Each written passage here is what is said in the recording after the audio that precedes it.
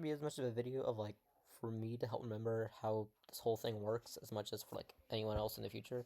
Um, so I am a waste scammer, and I in summer of my freshman year did a Eureka research project with Dr. DiVittorio, and essentially the gist is she created this whole a analysis of how coastal marshes changed using satellite imagery, and she wanted me to take her model and compare it to more established ones like the NOAA made their one called CCAP, and USGS I think has this one called UEVR. I think USGS made it, and yeah. So basically, it was interesting learning how like ArcGIS worked, and maybe a little bit of MATLAB, some Excel, and just like just getting acclimated to the whole set of stuff. So I just basically wanted to go through and show what I did, kind of summarize it. So this is like my huge mistakes document. This is kind of like my research version of journaling, where I was like, oh, I'm gonna try to do this thing. Oops, I made a mistake. Here's all the screenshots. Like it's a huge document. Like half of this, or like 70% of this doesn't matter. Initially, the main research question was how does her product, our product, compare to CCAP? Change classes, agreement, disagreement. Everything kind of hinged like in finding like agreement and disagreement. We kind of looked mostly at confusion matrices. That was the main thing, and she gave these like general outline of how do we go about it. And initially when I like go into an ArcGIS for the first time, because this is the main software to like analyze all those files, I'm like, I don't even know what I'm doing. I'm very, very confused. There's what I initially did is I looked at some tutorials. I think like a 10 to 20 ish, 10 to, I don't know, some amount of time tutorial on like YouTube or LinkedIn Learning helped to get the basics. Don't spend like your entire summer watching tutorials though. Just get like the main feel. Because there's also a lot of like tabs, and it's just so much. It's really intimidating.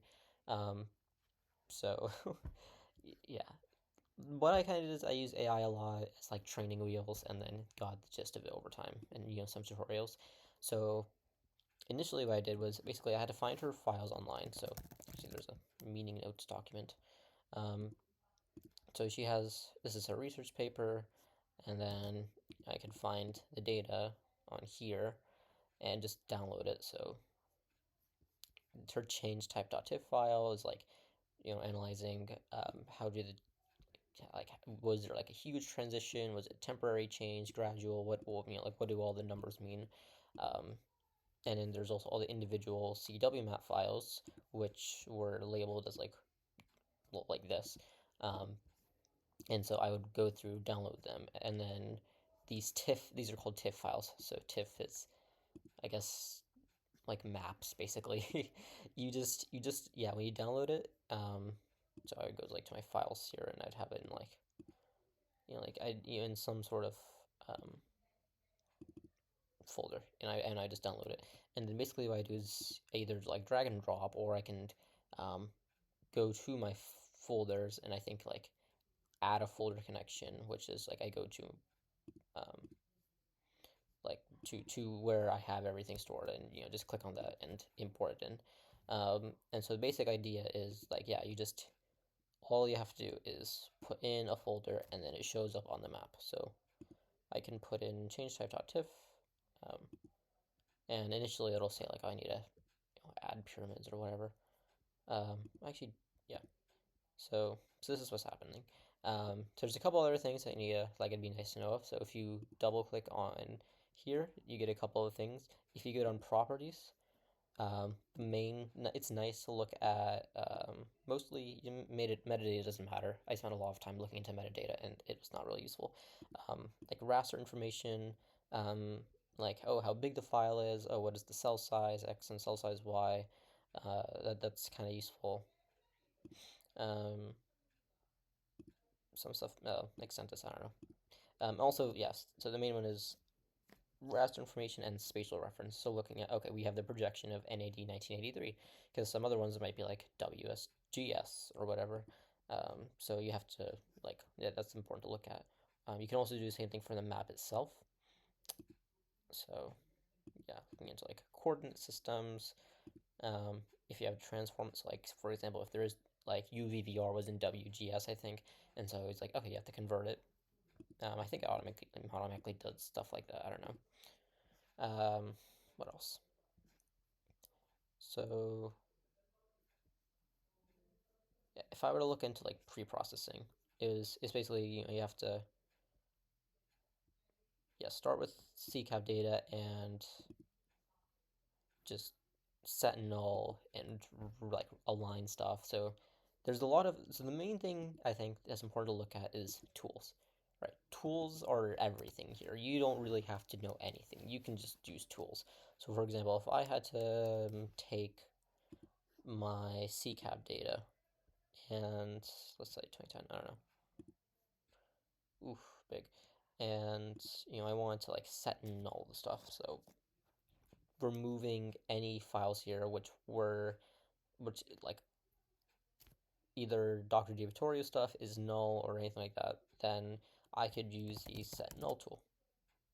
And just fill in all the fields. This would be like, okay, the condition is if change type value is equal to 127, then I set null.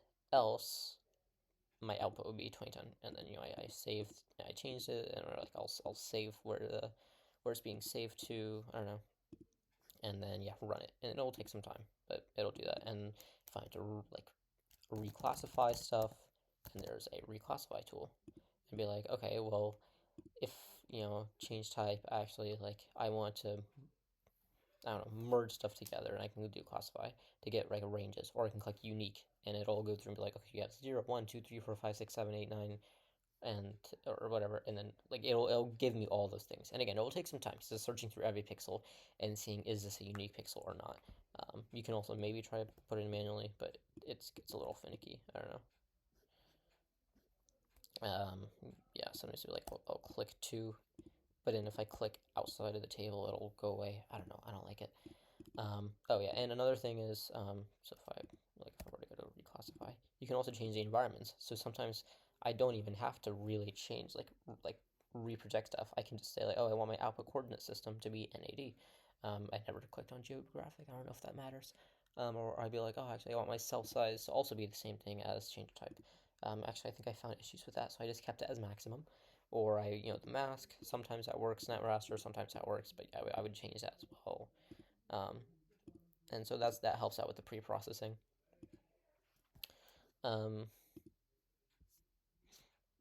If I wanted to do, where's my resource question? Here it is.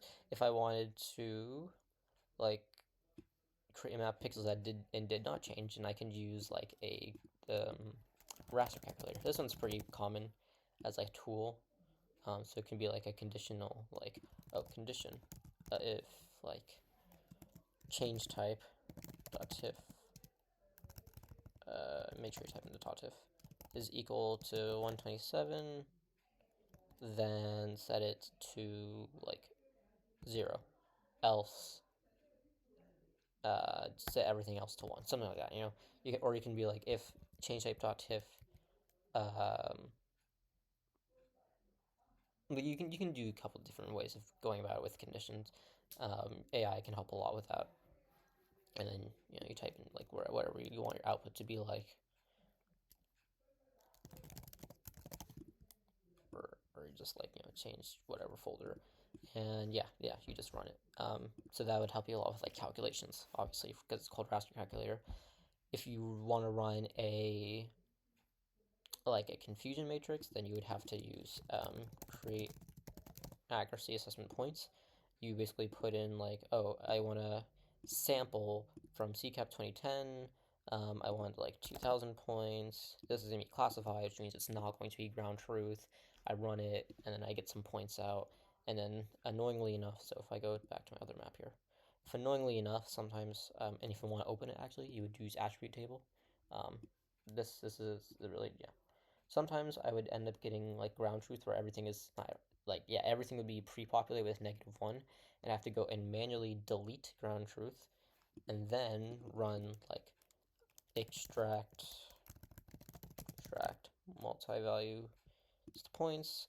I'd be like, okay, well now I want to take this, put in my change type, be like, okay, actually I want this to be ground truth. It'll rename because it's already occupied, but yeah, I would just put this in. That's why you have to delete the column named ground truth first, because that way this issue won't happen. And you need it to be named exactly ground truth so that when you run the confusion matrix tool, it uses, I'm pretty sure it uses ground truth as like a keyword. So yeah, that's just kind of how it works. So those are like some tools to use. And that's kind of like really most of the tools. I guess there's also Mosaic to new raster, which helps you combine stuff. So if I want to combine like UVVR values, I don't know, say I want to combine these two for some reason, even though these like, let's say one was like the Atlantic coast, one was the Gulf Coast, I can use this and combine them together, and be like, oh, I want the spatial reference to be that. Oh, it's going to be like a floating point because there's going to be decimals involved in it. There's going to be one band. Oh yes, another thing. So bands.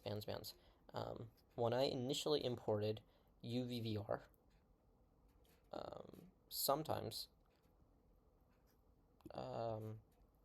please don't. Okay, sometimes it might like give me calculating pyramids or whatever, take a long time. Anyways, yes, so it'll open up as RGB, and I'd be like, I don't want that. Why is it RGB? I thought it's going to be like different. I thought band 1 was going to be vegetated fraction, band 2 was going to be unvegetated and all that. You have to go to symbology, and you'd be like, oh, actually, I don't want it to be RGB. It's not color. It's going to be something else. So I'll be like, no, I want band 2. And yeah. I think the stretch type mostly affects what you're seeing. It doesn't actually affect any like calculations with the data. So even though you might have like some like huge data values, I don't think you can really mask that out with symbology. I think symbology is just for like visually seeing stuff, not with like the actual changing data. But yes, so now you can see it's between 0 and 1 now, which is what we expect. What else? So yes, that is like the main sort of stuff to know about. Sometimes with, I think, Mosaic, like there's other things, like some small things, like with Mosaic to new raster, sometimes I would change the cell size to be like 29, having it the same as change type, and then that would give me some weird issues. And I just have to like, oh, keep it the same cell size as the inputs, you know, things weird like that. Yeah, honestly, there's not too much. It's just you just use a bunch of tools.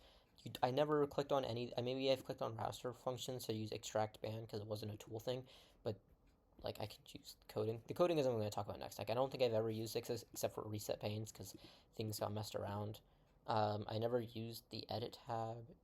I never really used the imagery tab. I never used share. Never used help, insert. I just the only, yeah, I mean, no, not really, because if I had to use a notebook, I would use like these two things. And the map itself, I never use any of this. Maybe if I was doing some different type of work, I would, but like all this, like half of this, not like 90% of stuff here, I really just don't use. And if I were to also look at just like tools in general, like there are so many tools, so many of them, and it's like you're not gonna be able to look through all these. Like yeah, okay, maybe like some of them will come up often, like spatial analyst or whatever, but it's just still super confusing. Um, yeah, so it can be hard, but using AI or searching up like, hey, is there a tool to do this in ArcGIS Pro? Like that just helps. That way you're not getting lost all the time. So yes, coding helps a lot. AI helps a lot with making the code because it's honestly not complex. The hardest part is like file management, including the right like environment variables. Like, oh, this is my workspace. My spatial reference is this. I want my snap raster, my mask, my coordinate system, my cell size. It's really not too bad. The hardest, like honestly, yes, for me the hardest part was learning about like the OS stuff to like make files combine together or like changing the years. But like a lot of this is just AI. I mean, it's not hard to learn. And then with all the tools I just showed, there's so if I want to do like reclassify ArcGIS Pro, there's AI, not AI, there's Python code you can use on it. So Python. So yes, also the documentation helps quite a bit. And then if you go to Python, go down, it gives you some example scripts. And yeah, it'll just say like, okay, this is how you use the tool. Um, and you just yeah. And AI, for some reason, like ChatGPT, it knows a lot about ArcGIS Pro. I think it knows more than it knows about MATLAB, which is kind of crazy because I thought ArcGIS Pro would be more niche, but whatever. I'm not complaining. I am kind of complaining because whenever I try to use MATLAB, it might like suck.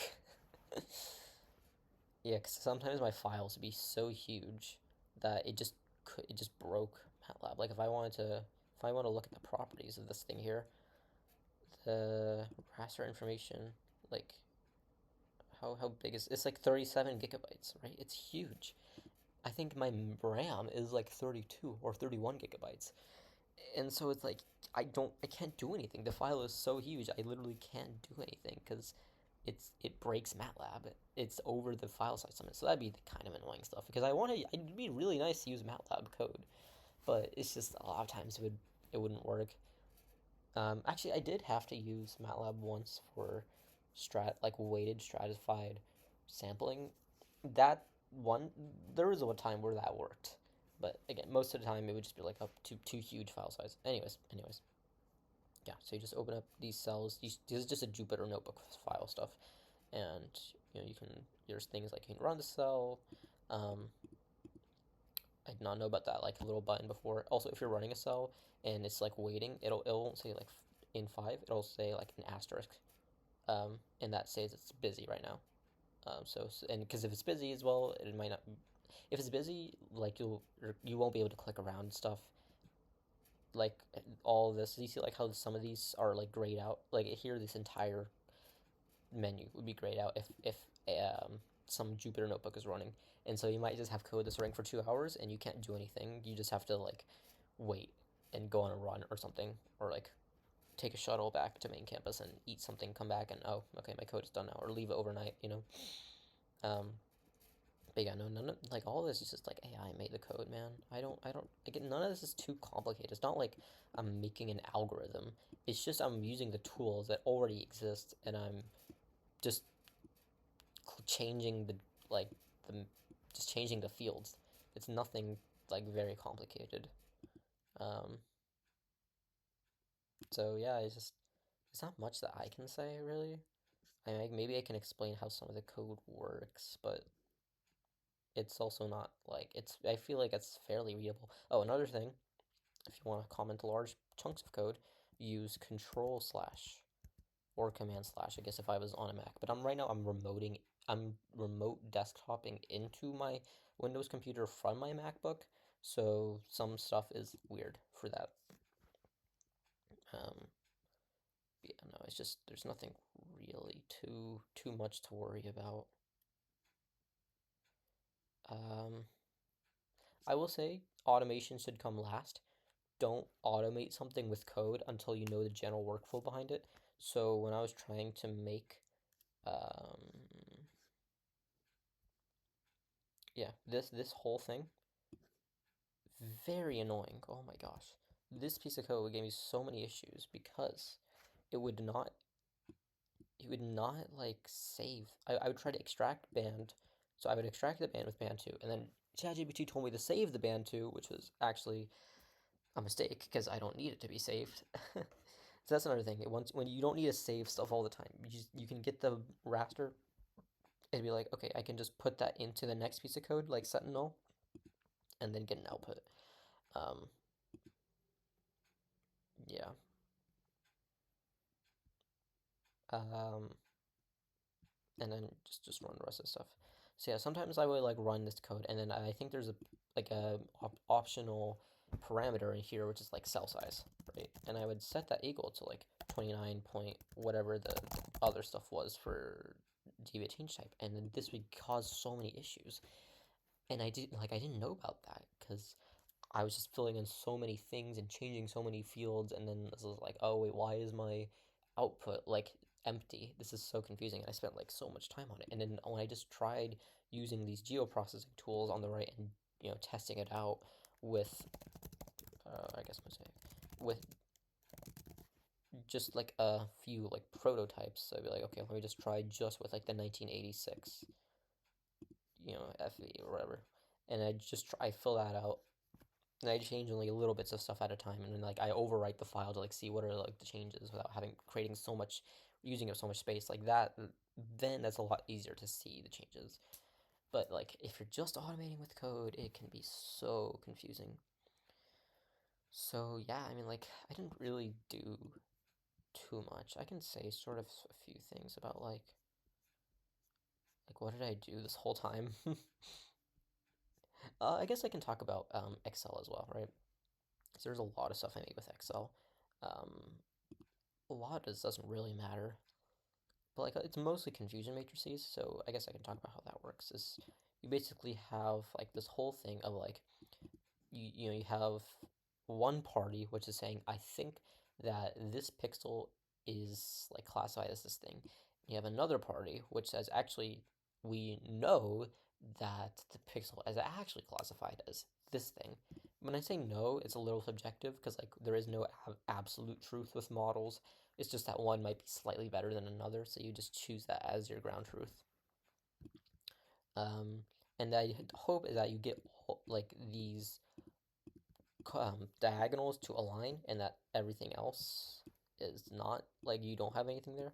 Um, that's a general goal. If you want to have like perfect alignment, sometimes you have to accept that like these two models are separate. You're not going to get perfect alignment.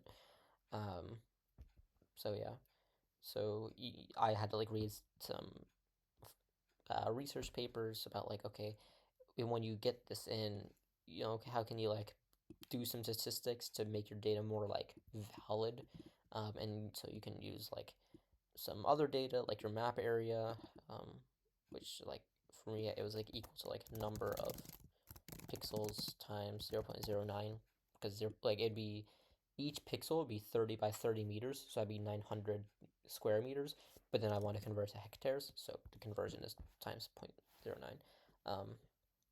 So yeah, so like if I were to open up again, attribute table, again, huge help. Because I'd be like, oh, I see that this many pixels is 0, this many pixels is 1. I can convert that to area really nicely. And then you can do some other calculations to like get like WI or NJ, and then create like commission errors and all that. Oh, wait, I made that. Yeah, this is some stuff that Dr. Gibertorio made. This is like pretty complex. I don't know. I don't really know how the calculations work. Olafson had some paper about how to use all these calculations. I didn't really get it, man. And yeah, this is kind of what most of my time was spent doing. It was making data and putting it into confusion matrices. Yeah, look how beastly this stupid equation is. I don't know. So yeah, I would do this for like different years. I would sometimes I would mask out Dr. Givatorio's mixed pixels, and sometimes I would include them in the logic. And then yeah, this isn't really a necessary like this isn't, I don't know, I just made it. This thing is also something I made, but it's like we're not really gonna use it, I don't think. I think it's cool, but it's just like showing all the different permutations of CW map for the same year, like CCAP years, which I think is interesting, but like not much we can do about it. Um, I use a combination tool, which is like basically as if you ran a confusion matrix, but you use, instead of sampling like 2,000 points or whatever, you just like sampled from the entire sample set, so 100% sampling, which like isn't statistically supposed to happen, but I thought it was interesting. I guess it's good for like aerial views. It's like you can use it, it has its place. Um, so I would say like yeah, this file is somewhat important. This file is important. This file is alright. Um, and this file is also alright. And the rest of it is like not really necessary. And I could explain like how I made it, but the code is like it's not hard really. I just kind of followed what was up here. Um, and or like sometimes we would change it around. So I'd be like, okay, well, let me refine the steps now, and then do all this instead. Or like I'd write down what are the issues I got. Um, yeah. So it's not really that much stuff. It's just a lot of ArcGIS Pro tools. Um, and yeah, that's kind of how the whole stuff works. There's not really too much to it, or I don't think I've really explored that much about ArcGIS yet. Because like I said, so many of these tools I just haven't used at all, like polygons and vectors and all that. But I haven't had a need to yet. So hopefully this will be enough for me to remember. I guess I can also look a little bit at MATLAB. Well, hopefully most of this will be enough for me to like remember how all this works. I don't. Yes, it's very hard to see. I bet. Um, MATLAB would give me a lot of issues because the file sizes are so huge. But you can use MATLAB as well, so you can do like data, and yeah, it can be like data, something like reference doesn't matter. Oh wait, what? The autofill is very annoying. Is equal to read georaster, and then you just put in like the name, right? Or like then like c dot slash whatever. Oh gosh. Okay. God, I forget that the command tool or the command button gives you some weirdness around here. But yeah, so you can do that, and then you can say like, okay, I want my data. If my data is equal to like 127, then I want that to be like null. So just something like that. I don't know. There is analysis you can do with MATLAB, and it's probably faster. But if the data is too huge for it, then you have to like chunk it down, which is I haven't learned how to do that yet because it just seems like not worth my time. It probably just seems like the time I will spend learning how to chunk it down. I could just do the same stuff in ArcGIS Pro and then wait a little longer. So yeah, not too much. I don't know if there's any other stuff to remember. That has basically been what my URECA research project has been like. Honestly, um, it's been interesting, but ultimately I think that like ArcGIS Pro isn't for me.